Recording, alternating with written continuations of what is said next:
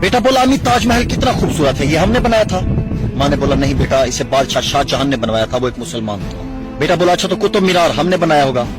माँ ने कहा नहीं, वो भी एक मुसलमान ने बनाया था, उसका नाम कुतुबुद्दीन ऐबक था। फिर लाल किला तो हमने बनाया होगा। नहीं, वो भी मुसलमान हुक्मरानों ने बनाया था। पुराना किला हमने बनाया था। नहीं बेटा, पुराना किला भी मुसलमानों ने बनाया था। लेकिन चार मीनार तो हमने बनाए होंगे ना। नहीं बेटा, वो भी मुसलमानों ने ही बनाए थे। अम्मी मैंने सुना है कि ग्रैंड ट्रंक रोड जो तकरीबन 3000 किलोमीटर लंबी है, वो हमने ही बनाई थी।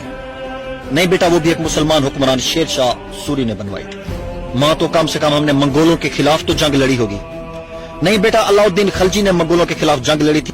अच्छा तो फिर मुगल सल्तनत हमारी थी। नहीं बेटा, मुगल सल्तनत भी मुसलमानों की थी। जय हिंद तो हमने सबसे पहले कहा था ना। नहीं बेटा, ये भी सबसे पहले एक मुसलमान ने कहा था। बेटा बोला सारे जहां से अच्छा हिंदुस्तान हमारा हमने लिखा था। माँ बोली नहीं, ये मुसलमान शायर अल्लामा मोहम्मद इकबाल ने लिखा था। तो पहला सैटेलाइट तो हमने भेजा था।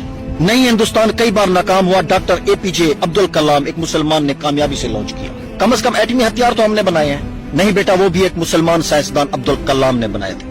अगर वो ना होते तो चीन और पाकिस्तान हमें कभी संजीदा ना लेते। बेटा बोला हमने आजादी की जद्दोजहद तो सबसे पहले शुरू की थी। माँ ने बोला नहीं बेटा, सबसे पहली बगावत टीपू सुल्तान ने की थी। बेटे ने हैरान होते हुए पूछा कि तो फिर मुसलमानों के खिलाफ इतनी नफरत क्यों, उनसे सवालात क्यों, मुहब्बे वतन होना आखिर है क्या? माँ बोली बस बेटा, बहुत हो गया है। अंधेर नगरी और मसक शुदा तारीख से बाहर निकलें और सच को जानें।